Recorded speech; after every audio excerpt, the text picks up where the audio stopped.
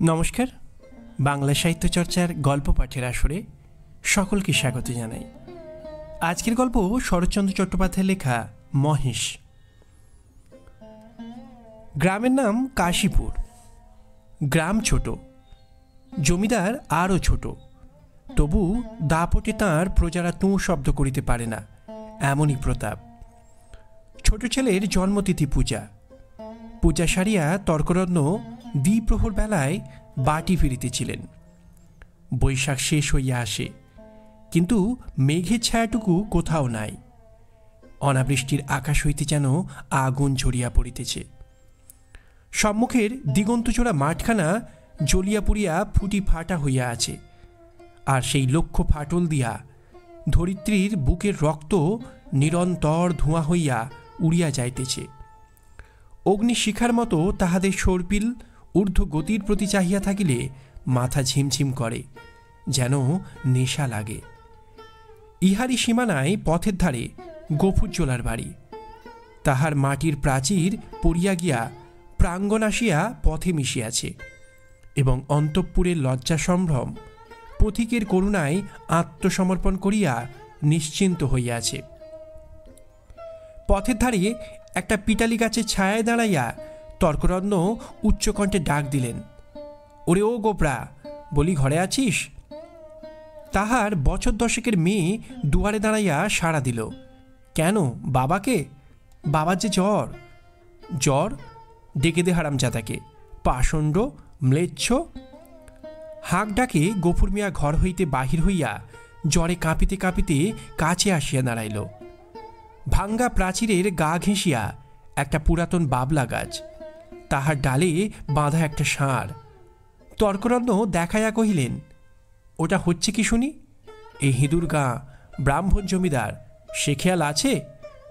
তাঁর মুখখানা রাগে ও রৌদ্রের ঝাঁঝে রক্তবর্ণ, সুতরাং সে মুখ দিয়া তপ্ত খরবাক্যই বাহির হইবে। কিন্তু হেতুটা বুঝিতে না পারিয়া গফুর শুধু চাহিয়া রহিল। তর্করত্ন বলিলেন, সকালে যাবার সময় দেখে গেছি বাঁধা, দুপুরে ফেরবার পথে দেখছি তেমনি ঠাই বাঁধা। গোহত্যা হলে যে কর্তা তোকে জ্যান্ত কবর দেবে, সে যে সে বামুন নয়। কি করব বাবা ঠাকুর, বড় লাজারে পড়ে গেছি। কদিন থেকে গায়ে জ্বর, দড়ি ধরে যে দুখুটো খাইয়ে আনবো তা মাথা ঘুরে পড়ে যায়। তবে ছেড়ে দে না, আপনি চড়াই করে আসুক। কোথায় ছাড়বো বাবা ঠাকুর, লোকের ধান এখনো সব ঝাড়া হয়নি, খামারে পড়ে। খড় এখনো গাদা দেওয়া হয়নি, মাঠের আলগুলো সব জ্বলে গেল, কোথাও এক মুঠো ঘাস নেই। কার ধানে মুখ দেবে, কার গাদা ফিরে খাবে, কেমনে ছাড়ি বাবা ঠাকুর? তর্করত্ন একটু নরম হইয়া কহিলেন, না ছাড়িস তো ঠান্ডায় কোথাও বেঁধে দিয়ে দুয়াটি বিচুলি ফেলে দে না, ততক্ষণ চিবুক। তোর মেয়ে ভাত রাঁধেনি, ফ্যানে জলে দে না এক গামলা খাক। গফুর জবাব দিল না। নিরুপায়ের মতো তর্করত্নের মুখের পানে চাহিয়া তাহার নিজের মুখ দিয়া শুধু একটা দীর্ঘ নিঃশ্বাস বাহির হইয়া আসিল। তর্করত্ন বলিলেন, তাও নেই বুঝি? কি করলি খর? ভাগে এবার যা পেলি সমস্ত বেচে পেটাই নমো। গরুটার জন্যও একাটি ফেলে রাখতে নেই, ব্যাটা কষায়। এই নিষ্ঠুর অভিযোগে গফুরের যেন বাগ্রোধ হইয়া গেল। ক্ষণিক পরে ধীরে ধীরে কহিল, কাহনখানে খড়েবার ভাগে পেয়েছিলাম, কিন্তু গ্যালোসনের বকেয়া বলে কর্তামশাই সব ধরে রাখলেন। কেঁদে কেটে হাতে পায়ে পড়ে বললাম, বাবুমশাই, হাকিম তুমি, তোমার রাজত্বি ছেড়ে আর পালাবো কোথায়? আমাকে ৫-১০ বিচুলি না হয় দাও। চালে খড় নেই, একখানি ঘর, বাপ বেটিতে থাকি, তাও না হয় তালপাতার গোঁজা গাজা দিয়ে এই বর্ষাটা কাটিয়ে দেব, কিন্তু না খেতে পেয়ে আমার মহেশ মরে যাবে। তর্করত্ন হাসিয়া কহিলেন, ইস, সাত করে আবার নাম রাখা হয়েছে মহেশ, হেসে বাঁচিনে। কিন্তু এই বিদ্রুপ গফুরের কানে গেল না। সে বলিতে লাগিল, কিন্তু হাকিমের দয়া হল না। মাস দুয়েক খোরাকের মতো ধান দুটি আমাদের দিলেন, কিন্তু বেপাক্ষর সরকারে গাদা হয়ে গেল, ও আমার কুটোটি পেলে না। বলিতে বলিতে কণ্ঠস্বর তাহার অশ্রুভারে ভারী হইয়া উঠিল, কিন্তু তর্করত্নের তাহাতে করুণার উদয় হইল না। কহিলেন, আচ্ছা মানুষ তো তুই, খেয়ে রেখেছিস, দিবি নে? জমিদার কি তোকে ঘর থেকে খাওয়াবে নাকি? তোরা তো রামরাজত্বে বাস করিস, ছোট লোক কি না, তাই তার নিন্দে করে মরিস। গফুর লজ্জিত হইয়া বলিল, নিন্দে করব কেন বাবা ঠাকুর? নিন্দে তাঁর আমরা করিনি, কিন্তু কোথা থেকে দিই বলো তো? বিঘে চারেক জমি ভাগে করি, কিন্তু উবড়ি উবড়ি দূষণ অজম্মা। মাঠের ধান মাঠেই শুকিয়ে গেল। বাপ বেটিতে দুবেলা দুটো পেট ভরে খেতে পর্যন্ত পায়নি। ঘরের পানি চেয়ে দেখো, বৃষ্টি বাদলে মেয়েটাকে নিয়ে কোণে বসে রাত কাটায়। পা ছড়িয়ে শোবার ঠাঁই মেলে না। মহেশকে একটিবার তাকিয়ে দেখো, 5 গোনা যাচ্ছে। দাও না ঠাকুরমশাই কাহন 2 ধার, গরুটাকে 2 দিন পেট পুরে খেতে দিই। বলিতে বলিতেই সে ধপ করিয়া ব্রাহ্মণের পায়ের কাছে বসিয়া পড়িল। তর্করণ্য তিরপদ 2 পা পিছাইয়া গিয়া কহিলেন, আমর ছুঁয়ে ফেলবি নাকি? না বাবা ঠাকুর, ছোবো কেন? ছোবো না, কিন্তু দাও এবার আমাকে কাহন 2 খর। তোমার 4-4টি গাদা সেদিন দেখে এসেছি, এই কটি দিলে তুমি টেরও পাবে না। আমরা না খেয়ে মরি, খেতে নেই, কিন্তু ও আমার অবলা জীব, কথা বলতে পারে না, শুধু চেয়ে থাকে আর চোখ দিয়ে জল পড়ে। তর্করত্ন কহিল, ধার নিবি? শুধবি কি করে শুনি? গফুর আশান্বিত হইয়া ব্যগ্রস্বরে বলিয়া উঠিল, যেমন করে পারি শুধব বাবা ঠাকুর, তোমাকে ফাঁকি দেব না। তর্করত্ন মুখে এক প্রকার শব্দ করিয়া গফুরের ব্যাকুল কণ্ঠের অনুকরণ করিয়া কহিলেন, ফাঁকি দেব না, যেমন করে পারি শুধব। রসিক নাগর, যা যা সর, পথ ছাড়, ঘরে যাই, বেলা হয়ে গেল। এই বলিয়া তিনি একটু মুচকিয়া হাসিয়া পা বাড়াইয়া সহসা সভয়ে পিছাইয়া গিয়া সক্রোধে বলিয়া উঠিলেন, আমর শিং নেড়ে আসে যে, ঘুঁতবে নাকি? গফুর উঠিয়া দাঁড়াইল। ঠাকুরের হাতে ফলমূল ও ভিজা চালের পুঁড়লি ছিল। সেইটা দেখায়া কহিল, গন্ধ পেয়েছে, এক মুঠো খেতে চায়। খেতে চায় তা বটে, যেমন চাষা তার তেমনি বলদ, খড় জোটে না, চাল কলা খাওয়া চায়। নে নে, পথ থেকে সরিয়ে বাঁধ, যে শিং কোন দিন দেখছি কাকে খুন করবে। এই বলিয়া তর্করণ্য পাশ কাটাইয়া হন হন করিয়া চলিয়া গেলেন। গফুর সেদিক হইতে দৃষ্টি ফিরাইয়া ক্ষণকাল স্তব্ধ হইয়া মহেশের মুখের দিকে চাহিয়া রহিল। তাহার নিবিড় গভীর কালো চোখ দুটি বেদনা ও ক্ষুধায় ভরা। কহিল, তোকে দিলে না এক মুঠো, ওদের অনেক আছে, তবু দেয় না। না দিককে। তাহার গলা বুঝিয়া আসিল, তারপরে চোখ দিয়া টপ টপ করিয়া জল পড়িতে লাগিল। কাছে আসিয়া নীরবে ধীরে ধীরে তাহার গলায়, মাথায়, পিঠে হাত বুলাইয়া দিতে দিতে চুপি চুপি বলিতে লাগিল, মহেশ, তুই আমার ছেলে, তুই আমাদের 8 সন প্রীতি পালন করে বুড়ো হয়েছিস। তোকে আমি পেট পুরে খেতে দিতে পারি নে, কিন্তু তুই তো জানিস তোকে আমি কত ভালোবাসি। মহেশ প্রত্যুত্তরে শুধু গলা বাড়াইয়া আরামে চোখ বুজিয়া রহিল। গফুর চোখের জল গরুটার পিঠের উপর রগড়াইয়া মুছিয়া ফেলিয়া তেমনি অস্ফুটে কহিতে লাগিল, জমিদার তোর মুখের খাবার কেড়ে নিলে। শ্মশান ধারে গায়ের যে গোচরটুকু ছিল তাও পয়সার লোভে জমাবিলি করে দিলে। এই দুর্বৎসরে তোকে কেমন করে বাঁচিয়ে রাখি বল? ছেড়ে দিলে তুই পরের গাদা ফেরে খাবি, মানুষের কলা কাছে মুখ দিবি। তোকে নিয়ে আমি কি করি?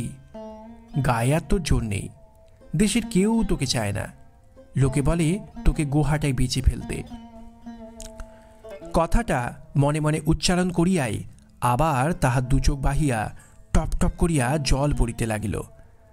হাত দিয়া মুছিয়া ফেলিয়া গফুর একবার এদিকে ওদিকে চাহিল, তারপরে ভাঙ্গা ঘরের পিছন হইতে কতকটা পুরনো বিবর্ণ খড় আনিয়া মহেশের মুখের কাছে রাখিয়া দিয়া আস্তে আস্তে কহিল, নে শিগগির করে একটু খেয়ে নে বাবা, দেরি হলে আবার। বাবা? কেন মা? ভাত খাবে, এসো। এই বলিয়া আমিনা ঘর হইতে দুয়ারে আসিয়া দাঁড়াইল। এক মুহূর্ত চাহিয়া থাকিয়া কহিল, মহেশকে আবার চাল ফেরে খড় দিয়েছ বাবা? ঠিক এই ভয়ই সে করিতেছিল। লজ্জিত হইয়া বলিল, পুরনো পচা খড় মা, আপনিই ঝরে যাচ্ছিল। আমি যে ভেতর থেকে শুনতে পেলাম বাবা, তুমি টেনে বার করছো। না মা, ঠিক টেনে নয় বটে, কিন্তু দেয়ালটা যে পড়ে যাবে বাবা। গফুর চুপ করিয়া রহিল। একটিমাত্র ঘর ছাড়া যে আর সবই গেছে, এবং এমন ধারা করিলে আগামী বর্ষায় ইহাও টিকিবে না, এ কথা তাহার নিজের চেয়ে আর কে বেশি জানে। অথচ এ উপায় বা কটা দিন চলে? মেয়ে কহিল, হাত ধুয়ে ভাত খাবে এসো বাবা, আমি বেড়ে দিয়েছি। গফুর কহিল, ফ্যানটুকু দে তো মা, একেবারে খাইয়ে দিয়ে যায়। ফ্যান যে নেই আজ বাবা, হাঁড়িতেই মরে গেছে। নেই? গফুর নীরব হইয়া রহিল। দুঃখের দিনে এটুকু যে নষ্ট করা যায় না, এই 10 বছরের মেয়েটাও তাহা বুঝিয়াছে। হাত ধুইয়া সে ঘরের মধ্যে গিয়া দাঁড়াইল। একটা পিতলের থালায় পিতার সাকান্ন সাজাইয়া দিয়া কন্যা নিজের জন্য একখানি মাটির সানকিতে ভাত বাড়িয়া লইয়াছে। চাহিয়া চাহিয়া গফুর আস্তে আস্তে কহিল, আমি না, আমার গায়ে যে আবার শীত করে মা, জ্বর গায়ে খাওয়া কি ভালো? আমি না উদ্বিগ্ন মুখে কহিল, কিন্তু তখন যে বললে বড় খিদে পেয়েছে। তখন হয়তো জ্বর ছিল না মা, তাহলে তুলে রেখে দিই, সাঁঝের বেলা খেও। গফুর মাথা নাড়িয়া বলিল, কিন্তু ঠান্ডা ভাত খেলে যে অসুখ বাড়বে। আমিনা কহিল, তবে? গফুর কত কি যেন চিন্তা করিয়া হঠাৎ এই সমস্যার মীমাংসা করিয়া ফেলিল। কহিল, এক কাজ কর না মা, মহেশকে না হয় ধরে দিয়ায়, তখন রাতের বেলা আমাকে এক মুঠো ফুটিয়ে দিতে পারবি না আমিনা? প্রত্যুত্তরে আমিনা মুখ তুলিয়া ক্ষণকাল চুপ করিয়া পিতার মুখের প্রতি চাহিয়া রহিল। তারপরে মাথা নিচু করিয়া ধীরে ধীরে ঘাড় নাড়িয়া কহিল, পারব বাবা। গফুরের মুখ রাঙ্গা হইয়া উঠিল। পিতা ও কন্যার মাঝখানে এই যে একটুখানি ছলনার অভিনয় হইয়া গেল, তাহা এই দুটি প্রাণী ছাড়া আরও একজন বোধ করি অন্তরিক্ষে থাকিয়া লক্ষ্য করিলেন। 5-7 দিন পরে একদিন পীড়িত গফুর চিন্তিত মুখে দাওয়ায় বসিয়াছিল। তাহার মহেশ কাল হইতে এখনো পর্যন্ত ঘরে ফিরে নাই। নিজে সে শক্তিহীন, তাই আমিনা সকাল হইতে সর্বত্র খুঁজিয়া বেড়াইতেছে। পরন্ত বেলায় সে ফিরিয়া আসিয়া বলিল, শুনেছ বাবা, মানিক ঘোষেরা মহেশকে আমাদের থানায় দিয়েছে। গফুর কহিল, দূর পাগলি, হ্যাঁ বাবা সত্যি। তাদের চাকর বললে, তোর বাপকে বলগে যা দরিয়াপুরের খোঁয়ারে খুঁজতে। কি করেছিল সে? তাদের বাগানে ঢুকে কলা গাছ নষ্ট করেছে বাবা। গফুর স্তব্ধ হইয়া বসিয়া রহিল। মহেশের সম্বন্ধে সে মনে মনে বহু প্রকার দুর্ঘটনা কল্পনা করিয়াছিল, কিন্তু এই আশঙ্কা ছিল না। সে যেমন নিরীহ তেমনি গরিব, সুতরাং প্রতিবেশী কেহ তাহাকে এত বড় শাস্তি দিতে পারে এ ভয় তাহার হয় নাই। বিশেষত মানিক ঘোষ, গো ব্রাহ্মণে ভক্তি তাহার এ অঞ্চলে বিখ্যাত। মেয়ে কহিল, বেলা যে পড়ে এলো বাবা, মহেশকে আনতে যাবে না? গফুর বলিল, না। কিন্তু তারা যে বললে 3 দিন হলেই পুলিশের লোক তাকে গোহাটায় বেঁচে ফেলবে। গফুর কহিল, ফেলুকে। গোহাটা বস্তুটা যে ঠিক কি আমিনা তাহা জানিত না, কিন্তু মহেশের সম্পর্কে ইহার উল্লেখ মাত্রেই তাহার পিতা যে কিরূপ বিচলিত হইয়া উঠিত ইহা সে বহুবার লক্ষ্য করিয়াছে। কিন্তু আজ সে আর কোনো কথা না কহিয়া আস্তে আস্তে চলিয়া গেল।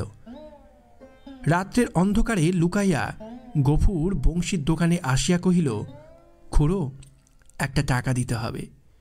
এই বলিয়া সে তাহার পিতলের থালাটি বসিবার মাচার নিচে রাখিয়া দিল। এই বস্তুটির ওজন ইত্যাদি বংশীর সুপরিচিত। বছর 2 মধ্যে সে 5 ইহাকে বন্ধক রাখিয়া একটি করিয়া টাকা দিয়াছে, অতএব আজও আপত্তি করিল না। পরদিন যথাস্থানে আবার মহেশকে দেখা গেল। সেই বাবলাতলা, সেই দড়ি, সেই খুঁটা, সেই তিনহীন শূন্য আধার, সেই ক্ষুধাতুর কালো চোখের সজল উৎসুক দৃষ্টি।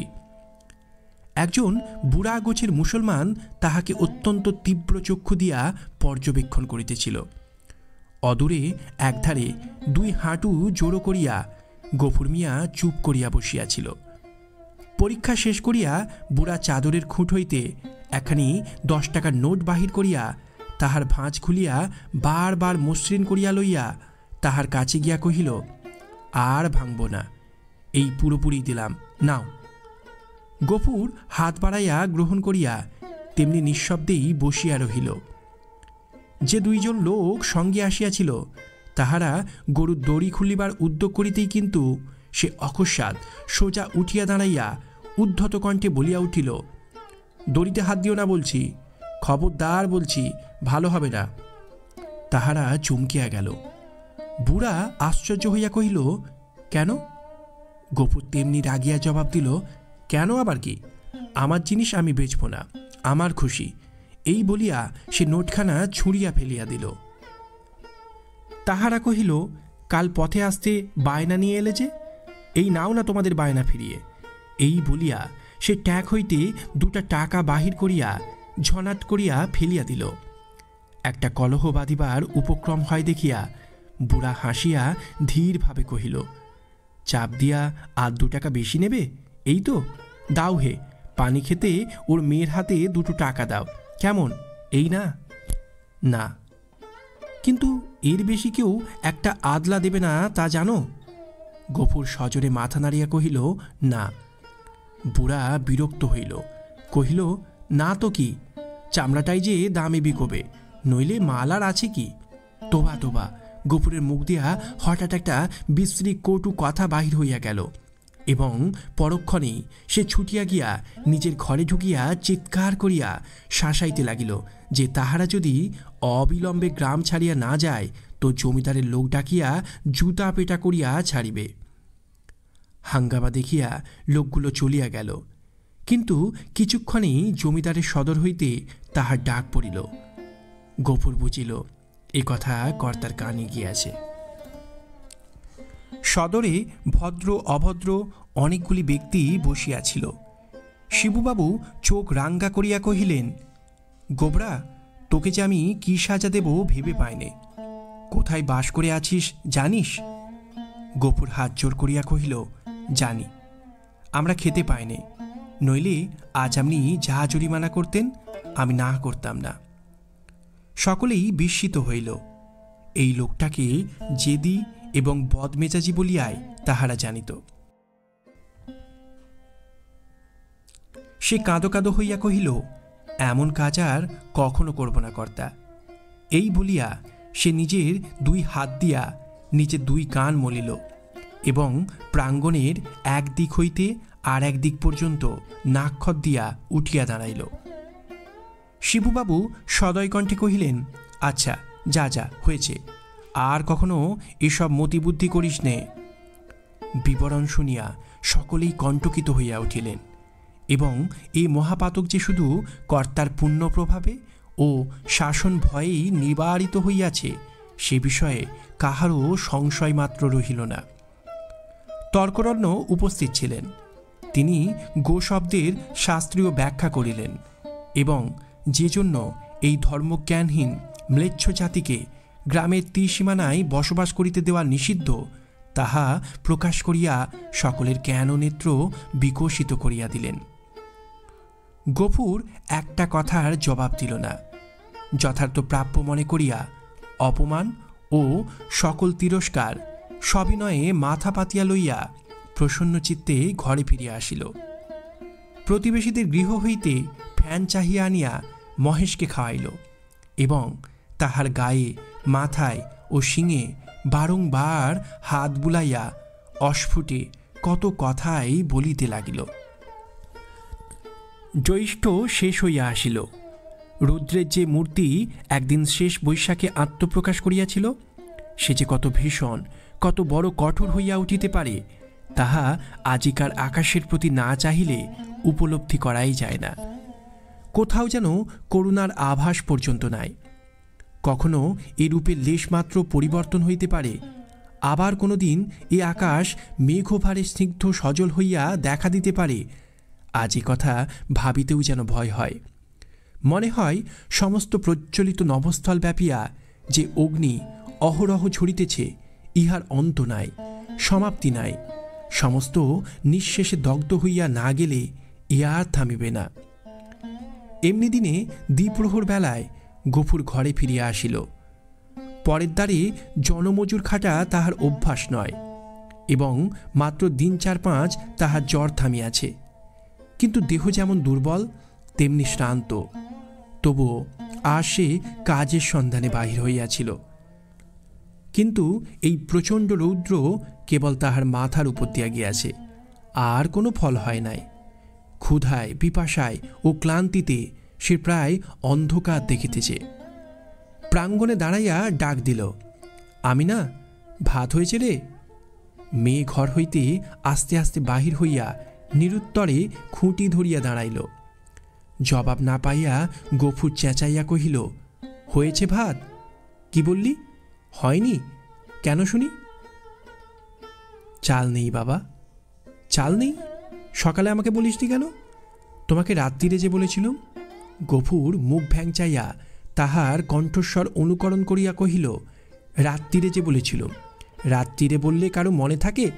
নিজের কর্কশ কণ্ঠে ক্রোধ তাহার দ্বিগুণ বাড়িয়া গেল। মুখ অধিকতর বিকৃত করিয়া বলিয়া উঠিল, চাল থাকবে কি করে? রোগা বাপ খাক আর না খাক, বুড়ো মেয়ে 4-5 করে ভাত গিলবি। এবার থেকে চাল আমি কুলুপ বন্ধ করে বাইরে যাব। দে 1 ঘটি জল দে, তেষ্টায় বুক ফেটে গেল। বল, তাও নেই। আমিনা তেমনি অধমুখে দাঁড়াইয়া রহিল। কয়েক মুহূর্ত অপেক্ষা করিয়া গফুর যখন বুঝিল গৃহে তৃষ্ণার জল পর্যন্ত নাই, তখন সে আর আত্মসংবরণ করিতে পারিল না। দ্রুত পদে কাছে গিয়া ঠাস করিয়া সশব্দে তাহার গালে এক চর কষাইয়া দিয়া কহিল, মুখ পড়া হারামজাদা মেয়ে, সারাদিন তুই করিস কি? এত লোকে মরে, তুই মরিস নে? মেয়ে কথাটি কহিল না। মাটির শূন্য কলসিটি তুলিয়া লইয়া সেই রৌদ্রের মাঝেই চোখ মুচিতে মুচিতে নিঃশব্দে বাহির হইয়া গেল। সে চোখের আড়াল হইতেই গফুরের বুকে শেল বিঁধিল। মা মরা এই মেয়েটিকে সে যে কি করিয়া মানুষ করিয়াছে সে কেবল সেই জানে। তাহার মনে পড়িল, এই তাহার স্নেহশীলা কর্মপরায়ণা শান্ত মেয়েটির কোনো দোষ নাই। ক্ষেতের সামান্য ধান কয়টি ফুরানো পর্যন্ত তাহাদের পেট ভরিয়া দুবেলা অন্ন জুটে না। কোনোদিন একবেলা, কোনোদিন বা তাহাও নয়। দিনে 5-6 বার ভাত খাওয়া যেমন অসম্ভব তেমনি মিথ্যা, এবং পিপাসার জল না থাকার হেতুও তাহার অবিদিত নয়। গ্রামে যে 2-3টা পুষ্করিণী আছে তাহা একেবারে শুষ্ক। শিবচরণবাবুর খিড়কির পুকুরে যা একটু জল আছে তাহা সাধারণে পায় না। অন্যান্য জলাশয়ের মাঝখানে 2-একটা গর্ত খুঁড়িয়া যাহা কিছু জল সঞ্চিত হয় তাহাতে যেমন কাড়াকাড়ি তেমনি ভিড়।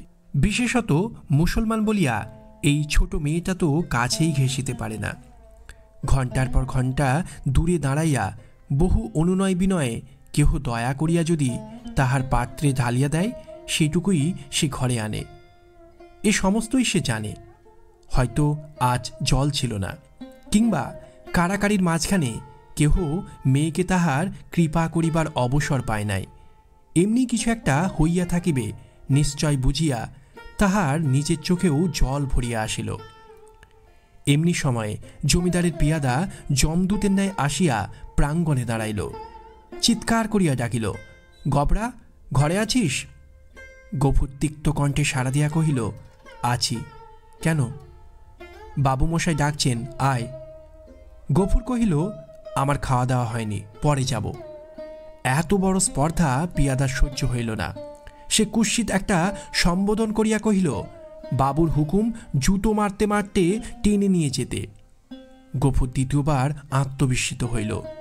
সেও একটা দুর্বাক্য উচ্চারণ করিয়া কহিল, মহারানীর রাজত্বে কেউ কারো গোলাম নয়, খাজনা দিয়ে বাস করি, আমি যাব না। কিন্তু সংসারে অত ক্ষুদ্রের অত বড় দোহাই দেওয়া শুধু বিফল নয়, বিপদের কারণ। রক্ষা এই যে অত ক্ষীণকণ্ঠ অত বড় কানে গিয়া পৌঁছায় না, না হইলে তাহার মুখের অন্ন ও চোখের নিদ্রা দুই ঘুচিয়া যাইত। তাহার পরে কি ঘটিল বিস্তারিত করিয়া বলার প্রয়োজন নাই।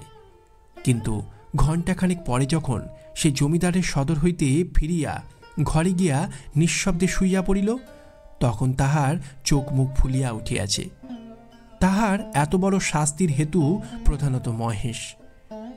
গফুর বাটি হইতে বাহির হইবার পরে সেও দড়ি ছিঁড়িয়া বাহির হইয়া পড়ে এবং জমিদারের প্রাঙ্গণে ঢুকিয়া ফুলগাছ খাইয়াছে। ধান শুকাইতেছিল, তাহা ফেলিয়া ছড়াইয়া নষ্ট করিয়াছে। পরিশেষে ধরিবার উপক্রম করায় বাবুর ছোট মেয়েকে ফেলিয়া দিয়া পলায়ন করিয়াছে। এরূপ ঘটনা এই প্রথম নয়, ইতিপূর্বেও ঘটিয়াছে। শুধু গরিব বলিয়ায় তাহাকে মাপ করা হইয়াছিল।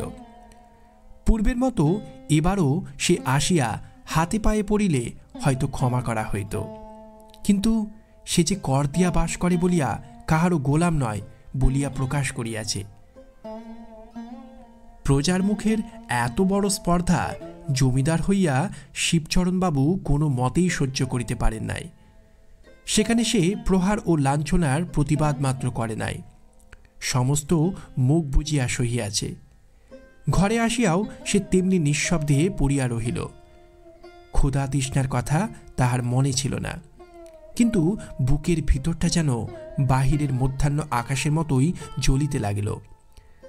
এমন কতক্ষণ কাটিল তাহার হুঁশ ছিল না, কিন্তু প্রাঙ্গণ হইতে সহসা তাহার মেয়ের আর্তকণ্ঠ কানে যাইতেই সে সবেগে উঠিয়া দাঁড়াইল এবং ছুটিয়া বাহিরে আসিয়া দেখিল আমিনা মাটিতে পড়িয়া এবং বিক্ষিপ্ত ভাঙ্গা ঘট হইতে জল ঝরিয়া পড়িতেছে, আর মহেশ মাটিতে মুখ দিয়া সেই জল মরুভূমির মতো যেন শুষিয়া খাইতেছে। চোখের পলক পড়িল না। গফুর দিকবিদিক জ্ঞানশূন্য হইয়া গেল। মেরামত করিবার জন্য কাল সে তাহার লাঙ্গলের মাথাটা খুলিয়া রাখিয়াছিল, তাহাই দুই হাতে গ্রহণ করিয়া সে মহেশের অবনত মাথার উপরে সজোরে আঘাত করিল। একটিবার মাত্র মহেশ মুখ তুলিবার চেষ্টা করিল এবং তাহার পরেই তাহার অনাহার ক্লিষ্ট শীর্ণ দেহ ভূমিতলে লুটাইয়া পড়িল। চোখের কোণ বাহিয়া কয়েক বিন্দু অশ্রু ও কান বাহিয়া ফোঁটা কয়েক রক্ত গড়াইয়া পড়িল। বারদুই সমস্ত শরীরটা তাহার থরথর করিয়া কাঁপিয়া উঠিল। তারপরে সম্মুখ পশ্চাতের পা দুটো তাহার যত দূর যায় প্রসারিত করিয়া দিয়া মহেশ শেষ নিঃশ্বাস ত্যাগ করিল। আমিনা কাঁদিয়া উঠিয়া বলিল, কি করলে বাবা, আমাদের মহেশ যে মরে গেল। গফুর নড়িল না, জবাব দিল না, শুধু নির্নিমেষ চোখে আর একজোড়া নিমেষহীন গভীর কালো চক্ষের পানে চাহিয়া পাথরের মতো নিশ্চল হইয়া রহিল। ঘণ্টা দুয়েকের মধ্যে সংবাদ পাইয়া গ্রামান্তের মুচির দল আসিয়া জুটিল। তাহারা বাঁশে বাঁধিয়া মহেশকে ভাগাড়ে লইয়া চলিল। তাহাদের হাতে ধারালো চকচকে ছুরি দেখিয়া গফুর শিহরিয়া চক্ষু মটিল, কিন্তু একটা কথাও কহিল না।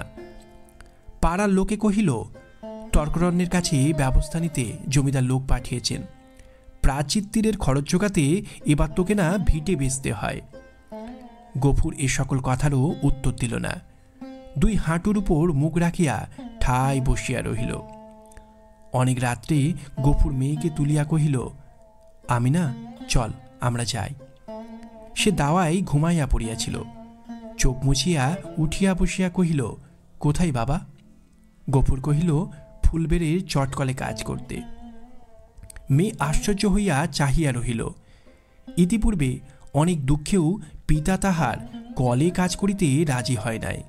সেখানে ধর্ম থাকে না, মেয়েদের ইজ্জত আবরু থাকে না, এ কথা সে বহুবার শুনিয়াছে। গফুর কহিল, দেরি করিস নে মা, চল, অনেক পথ হাঁটতে হবে। আমিনা জল খাইবার ঘটি ও পিতার ভাত খাইবার পিতলের থালাটি সঙ্গে লইতেছিল। গফুর নিষেধ করিল, ওসব থাকমা, ওতে আমার মহেশের প্রাচিত্তির হবে। অন্ধকার গভীর নিশীথে সে মেয়ের হাত ধরিয়া বাহির হইল। এ গ্রামে আত্মীয় কেহ তাহার ছিল না, কাহাকেও বলিবার কিছু নাই। আঙ্গিনা পার হইয়া পথের ধারে সেই বাবলাতলায় আসিয়া সে থমকিয়া দাঁড়াইয়া সহসা হু হু করিয়া কাঁদিয়া উঠিল। নক্ষত্রখচিত কালো আকাশে মুখ তুলিয়া বলিল, আল্লাহ, আমাকে যত খুশি সাজা দিও, কিন্তু মহেশ আমার তেষ্টা নিয়ে মরেছে। তার চড়ে খাবার এতটুকু জমি কেউ রাখেনি। যে তোমার দেওয়া মাঠের ঘাস, তোমার দেওয়া তেষ্টার জল, তাকে খেতে দেয়নি, তার কসুর তুমি যেন কখনো মাফ করো না। শরৎচন্দ্র চট্টোপাধ্যায়ের গল্প মহেশ। আমাদের গল্প পাঠ এখানেই সমাপ্ত হলো। গল্প পাঠ ভালো লাগলে চ্যানেলটির সঙ্গে থাকবেন। বাংলা সাহিত্য চর্চার সঙ্গে থাকার জন্য সবাইকে ধন্যবাদ।